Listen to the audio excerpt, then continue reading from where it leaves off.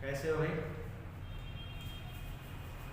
आशा करते हैं सब कुछ अच्छे से चल रहा होगा, पढ़ रहे होंगे और क्लासेस भी ले ही रहे होंगे। ठीक है, कैसे हो आप लोग? ठीक तो हो? दिवाली आ रही है, पढ़ाई पे भी ध्यान दो ना। जैसे कि हम देख रहे थे nucleic acid and molecular basis of inheritance. क्या?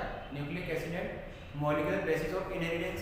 ये जो है जेट वाले बच्चों और नीट वाले 11-12 फाउंडेशन जो भी बच्चे कर रहे हैं सभी के लिए चैप्टर सभी के होता है। 12th वालों के लिए जो 12th फाउंडेशन है, 11th वाले तो होता ही ये।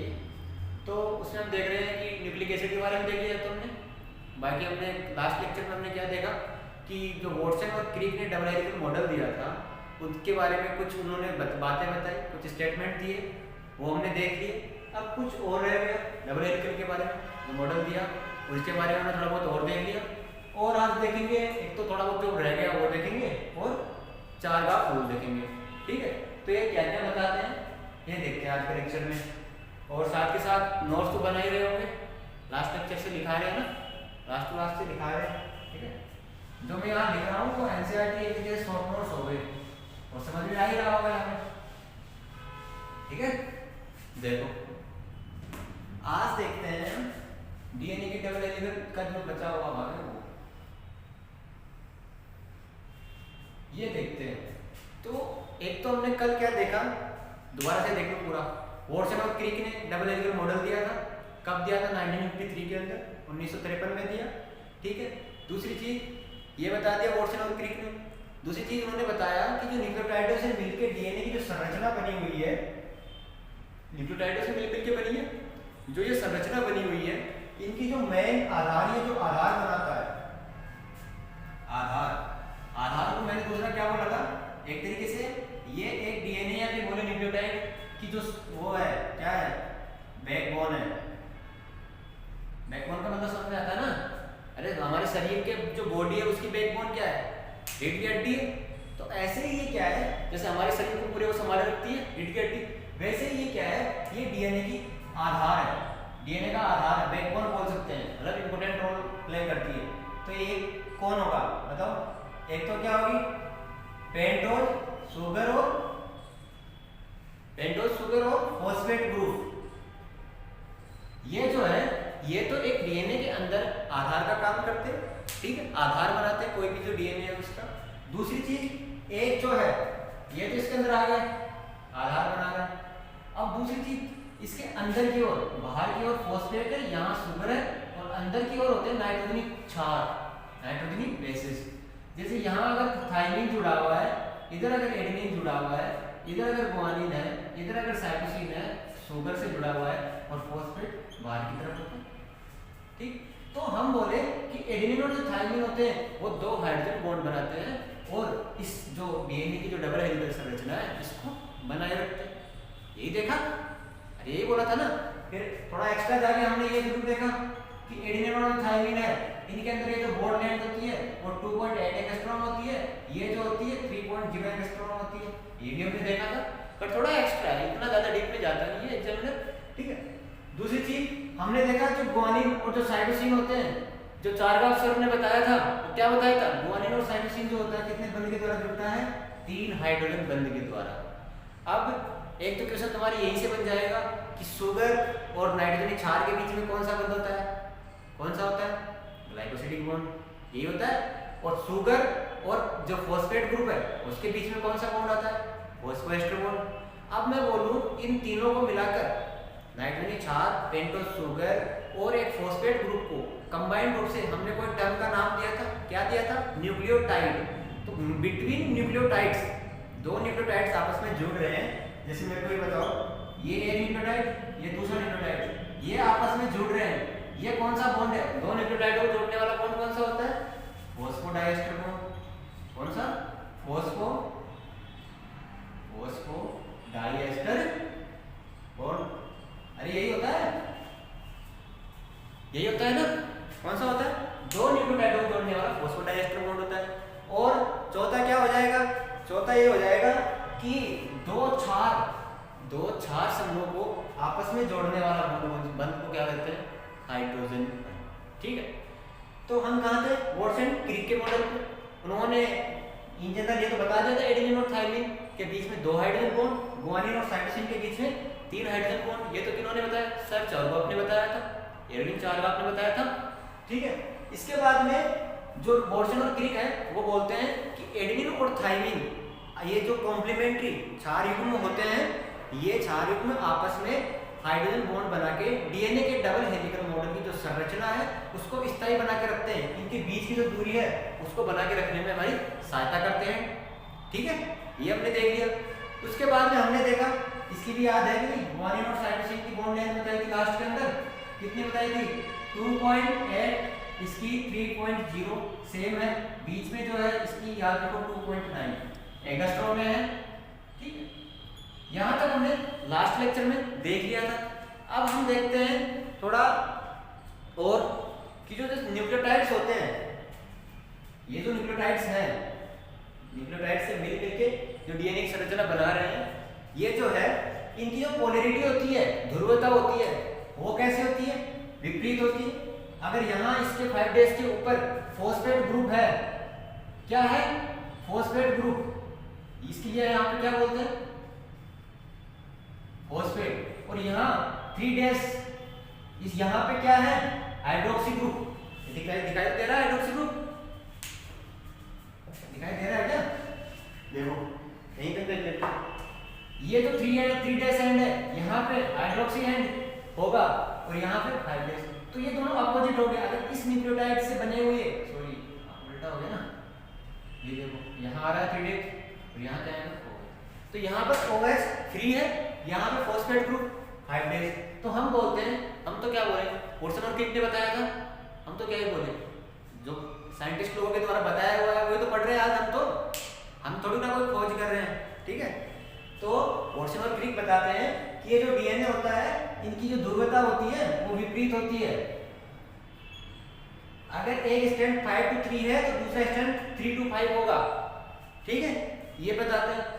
और क्या बताते हैं, और वॉटसन और क्रिक बताते हैं अगर डीएनए की जो 2 संरचनाएं हैं, अगर डबल हेलिकल नॉर्मल संरचना है जो सीधे जुड़े हुए हैं, जिनमें कोई कोइलिंग नहीं है, क्या, अगर डीएनए ऐसे कोई 2 न्यूक्लियोटाइड संरचना है जिनकी ध्रुवता विपरीत है, कि क्या है, विपरीत है, ये 5 to 3 है तो ये क्या है 3 to 5, इनके बीच के अंदर ऐसे है तो ये T से जुड़ेगा, ये C से जुड़ेगा, गुआनिन साइटोसिन से, ये एडेनिन से जुड़ेगा और ये गुआनिन से जुड़ेगा, ठीक है।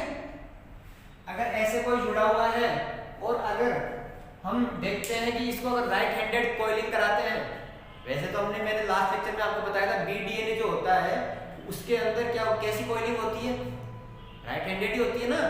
देखो एक चीज नोट कर लो तुम, डीएनए का जो फॉर्म हमने कल देखा था उसके अंदर A, B और C जो टाइप का जो डीएनए था, इसके अंदर राइट हैंडेड कॉइलिंग पाई जाती है, राइट हैंडेड कॉइलिंग।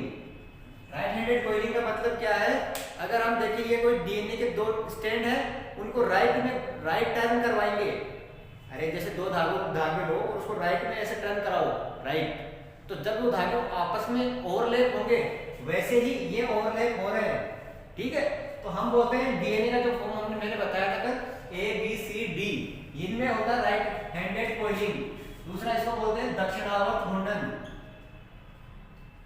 दक्षिणावर्त घूर्णन कराते हैं, या दक्षिणावर्त घूर्णन होता है इनके अंदर, क्या होता है, दक्षिणावर्त कुंडलन होता है, घूर्णन क्या बोलेंगे, दक्षिणावर्त कुंडलन होता है, क्या होता है, दक्षिणावर्त कुंडलन होता है। अब बची कौन सी फॉर्म डीएनए की बताओ, जेड फॉर्म बच गई ना, यही देखो जेड फॉर्म, तो इसमें कैसी होगी, लेफ्ट हैंडेड होगी, तो इसको क्या बोलेंगे, इसका क्या ये याद रखो, लेफ्ट हैंडेड होगी इसकी, ये राइट हैंडेड कॉइलिंग होती है इसके अंदर दक्षिणावर्त, ठीक है। यहां तक कोई डाउट है तो बताओ, यहां तक हमने पढ़ लिया था। अब हम देखते हैं ये जो डीएनए है, ये क्या, ये जो डीएनए है, देखो इसकी पूरी संरचना बनाते हैं, दोबारा से मिटा के बना दो। यहाँ तक ये पूरा नोट कर लो एक बार।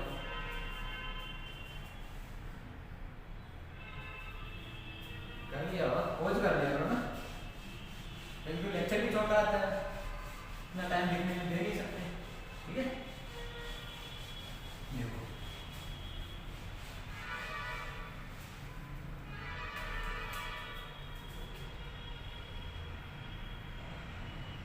I do my best.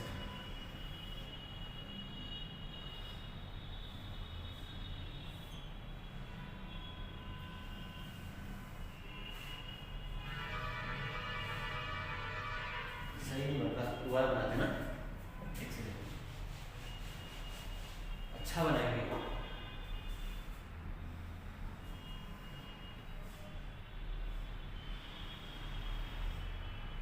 ठीक है, अगर ये 5 डेज है और ये 3 डेज है, तो जो 5 डेज वाला है उसकी यहाँ पर क्या होगी 3 डेज होगी, और यहाँ क्या होगी इसकी दूरता 5 डेज होगी दूसरी की।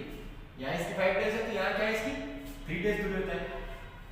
तो वॉटसन और क्रिक जो है वो बताते हैं इनका जो डायमीटर है, देखो अभी इसमें हमने इसको क्या कर दिया, दक्षिणावर्त घूर्णन करवा दिया कुंडल को।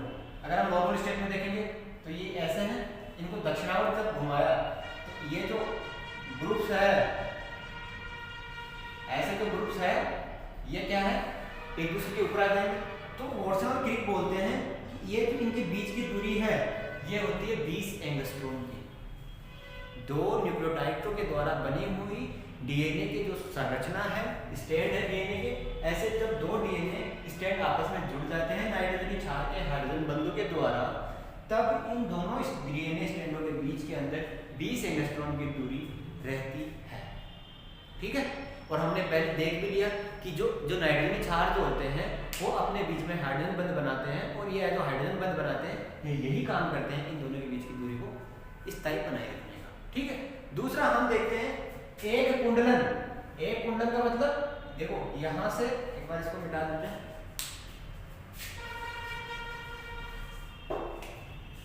यहां से यहां तक की जो दूरी है, यहां से यहां तक की जो दूरी है, एक कुंडलन जो होता है वो 34 एंगस्ट्रॉम का होता है। कितने एंगस्ट्रॉम का होता है? 34 एंगस्ट्रॉम का। यहां तक क्लियर?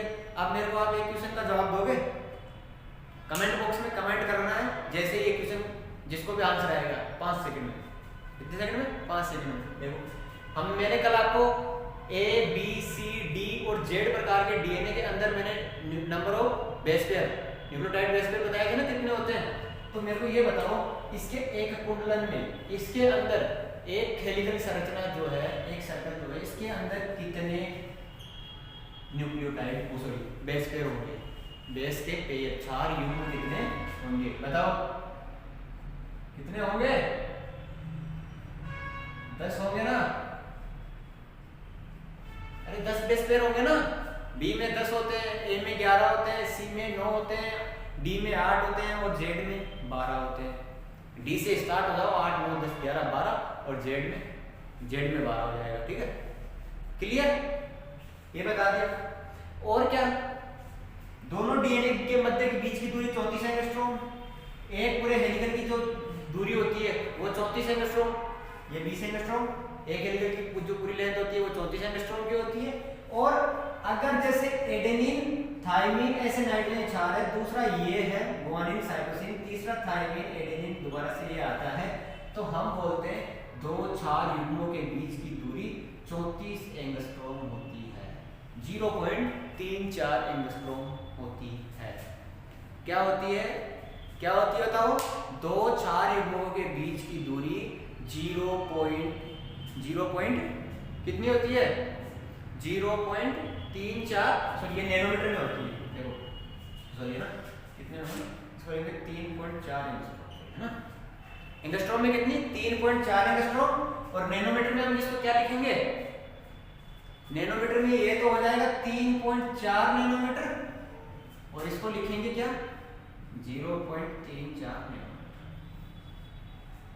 ये सारा डाटा कंफ्यूजन वाला है, तो ऐसे क्या करो, एक साइड एंगस्ट्रॉम में लिख लो, एक साइड नैनोमीटर में लिख लो, दोनों को लिख लो।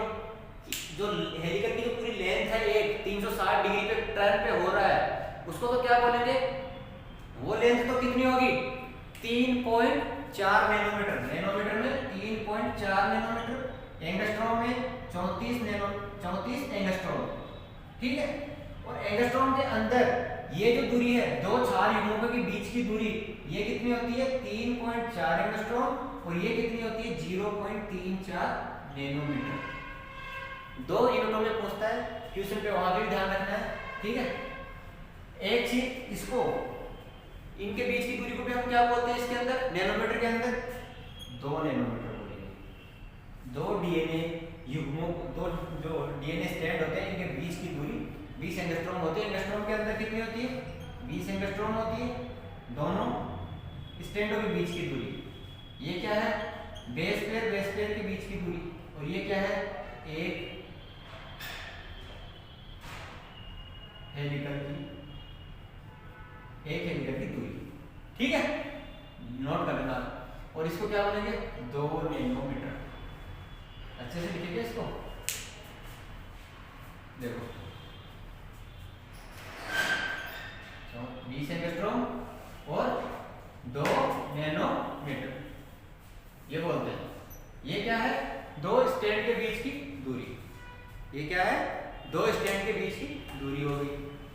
यहाँ तक एक बार ये आप नोट कर लो, ये जो हमने डाटा लिखा है वो नोट कर लो, और उसके बाद में हम देखते हैं आगे थोड़ा सा एक्स्ट्रा की डीएनए के अंदर जो शुगर होती है, इसके बीच की डिस्टेंस भी आपको बताता हूँ। एक बार ये नोट कर लो,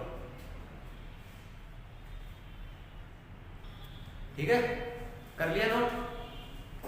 देखो अब थोड़ा बहुत इसके अंदर इतना बताया, वॉटसन और क्रिक ने बता दिया, सिद्ध कर दिया कि हाँ डीएनए के अंदर ये होती है, कौन सी आधारित मेन आधार जो है वो कौन है डीएनए के अंदर, जो रज्जु है उसके अंदर, और किसके मध्य हाइड्रोजन बॉन्ड होते हैं, कैसे होते हैं, और हाइड्रोजन बॉन्ड की बॉन्ड लेंथ भी मैंने आपको बता दी। अब देखो ये तो हो जाता है यहाँ कंप्लीट, ठीक है। अब अगर थोड़ा बहुत एक्स्ट्रा में हम जाना चाहें तो हम ये बोल सकते हैं कि जो शुगर के बीच की डिस्टेंस जो होती है, ये जो इसके अंदर हम पर्टिकुलर शुगर टू शुगर के बीच की डिस्टेंस अगर देखते हैं तो वो बताते हैं 11.1 angstrom, 11.1 angstrom particular sugar to sugar. ये थोड़ी अपग्रेड लेवल की बात हो गई, इतना हमारे आता नहीं है, बस ऐसे इंफॉर्मेशन के लिए बता रहा हूँ। इनके बीच की जो दूरी होती है 11.1 एंगस्ट्रॉम होती है, और इसके बाहर की तरफ क्या होता है फॉस्फेट ग्रुप लगा होता है। इस फॉस्फेट के जो समूह है वो होते हैं, इनके बीच की दूरी एक्चुअल में इनके बीच की होती है 20 एंगस्ट्रॉम डिस्टेंस। कितनी होती है 20 एंगस्ट्रॉम दूरी एक्चुअल में इनकी होती है, ठीक है। तो हम एक्चुअल में पढ़ते क्या है डीएनए के लिए जो 20 एंगस्ट्रॉम पढ़ रहे हैं, डीएनए के रज्जु के लिए बोल रहे हैं, बट होता है एक्चुअल में क्या है दो फॉस्फेट इस स्टेट पे और उस स्टेट पे जो फॉस्फेट ग्रुप लगे होते हैं उनके बीच की दूरी को क्या बोलते हैं कि दो डीएनए जो डीएनए है उसके दोनों रज्जुओं के बीच की दूरी 20 एंगस्ट्रॉम होती है। एक चीज और देख लो, जैसे सीडी देखी होगी आपने, क्या सीडी देखी हो ना, सीडी जानते हो। तो सीडी जो होती है ये डीएनए आपको ऐसा लग रहा होगा कि एक दूसरे के ऊपर चढ़ा हुआ, ऐसा नहीं होता। अगर आप कोई नॉर्मल सीडी लोगे, जैसे जो मुलायम हो, जैसे सीडी की जैसी कोई संरचना हो और मुलायम हो, उसको अगर हम ऐसे सीधे पकड़े और पूरा 360 डिग्री घुमा दे क्लॉकवाइज, दक्षिणावर्त अगर पूरा घुमा दे, तो हम देखेंगे कि जो डीएनए है इनके जो ये बेस पेयर होते हैं, ये जो बेस पेयर होते हैं ये आपस में जुड़े हुए हैं। यहाँ पर ऐसा नहीं है कि बेस पेयर नहीं है, ये इसी को हम घुमा रहे हैं, ठीक है, ऐसी चीज है। तो यहाँ पर होता है वॉटसन और क्रिक का जो मॉडल दिया वो कंप्लीट। और हम थोड़ा बहुत अगर चारगाफ सर के बारे में देखें तो वो देख लेते हैं कि सर चारगाफ ने डबल हेलिकल मॉडल के लिए द्विगुंडी संरचना के बारे में बताया था। दूसरा देखो, मिटा दो ये तो, सर चारगाफ जो थे यूनिट चारगाफ, इन्होंने जो मॉडल दिया अपना, जो थ्योरी दी, वो ओनली डबल स्टैंडर्ड डीएनए के ऊपर लागू होती है। किसके ऊपर लागू होती है? ओनली डबल स्टैंडर्ड डीएनए पे लागू होती है, सिंगल स्टैंडर्ड वाले पर लागू नहीं होती। डबल स्टैंडर्ड डीएनए के बारे में देखो,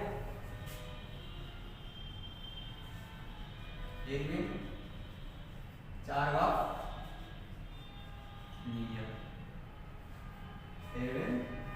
चारगाफ, इसके अंदर किस पे लागू होता है? ये डबल स्टैंडर्ड डीएनए।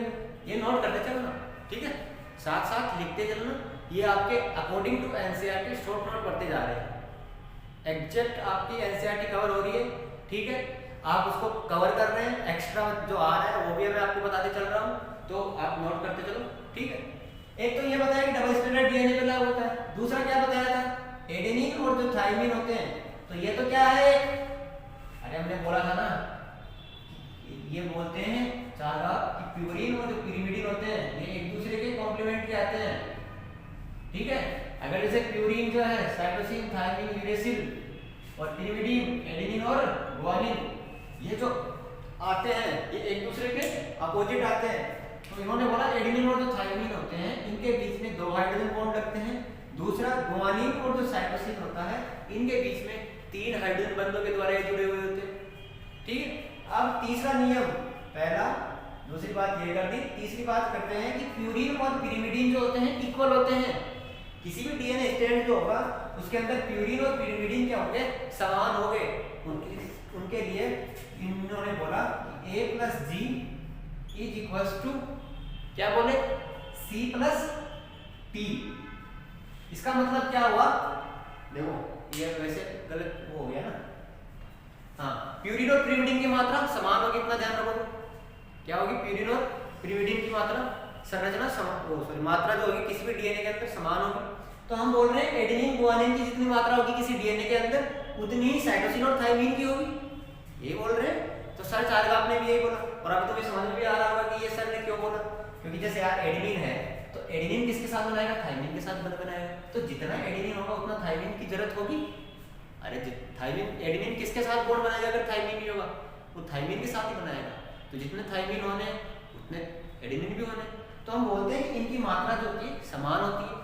तीसरी चीज, तीसरी तो होगी, चौथी चीज इन्होंने बोला, इरविन चार्गाफ ने एक नियम दिया A + G, क्या, A + G T + C = 1, ये इनका सबसे मेन नियम था, मोस्ट इंपोर्टेंट, और इसमें लगेगा थोड़ा टाइम। चौथा जो नियम दिया, क्या दिया, एडेनिन + ग्वानिन / थायमिन + साइटोसिन का मान जो होता है कितना होता है, 1 होता है, = 1 होता है। तो ये देखो, इसके बारे में थोड़ा क्वेश्चन भी आते हैं, इनके बारे में थोड़ा क्वेश्चन भी आते हैं, तो इसको हम देखते हैं नेक्स्ट लेक्चर में। यहाँ तक छोटा लेक्चर है, ठीक है, अराउंड 20 मिनट का होगा, तो पढ़ो एक बार, इसको देख लो, नोट कर लो, नोट तो क्या देख समझ लो एक बार। चार्गाफ का नियम था, डबल स्टैंडर्ड डीएनए पे लागू होता है, दूसरा एडेनिन और थायमिन के बीच में कितने बंध होते हैं, 2 हाइड्रोजन बॉन्ड होते हैं, ग्वानिन और साइटोसिन के बीच में 3 हाइड्रोजन बंधों के द्वारा जुड़ा होता है, और प्यूरिन और पिरिमिडिन की मात्रा किसी भी डीएनए की स्ट्रैंड के अंदर कैसे होती है, समान होती है, ठीक है। समझ में आ रहा है ना क्यों होती है, एडेनिन किससे जुड़ेगा, थायमिन से, ग्वानिन किससे जुड़ेगा, साइटोसिन, और किसी से जुड़ ही नहीं सकता ना, ठीक है, ये सब चीजें हैं। और चार्गाफ का जो अगला नियम है, चौथा नियम, एडेनिन + ग्वानिन थायमिन + साइटोसिन = 1, ये जो बात है इसके ऊपर लगेगा थोड़ा टाइम, तो इसके लिए हम आएंगे अगले लेक्चर के अंदर आपको पूरा समझाने के लिए। और उससे पहले आपको बता दें, आप सभी को दिवाली की हार्दिक शुभकामनाएं हमारी तरफ से, और अच्छे से आप दिवाली बनाओ। और साथ ही साथ एक चीज़ जो बता दें कि जो एग्रीकल्चर वाले बच्चों के लिए मैं हर लेक्चर में बताता हूँ, एग्रीकल्चर वाले बच्चों के लिए लास्ट के जो डिस्क्रिप्शन के अंदर एग्रीकल्चर का लिंक आता है हमारा, वहाँ से एग्रीकल्चर सुपरवाइजर वाले बच्चे जो होते हैं वो एग्रीकल्चर क्लासेस ले सकते हैं।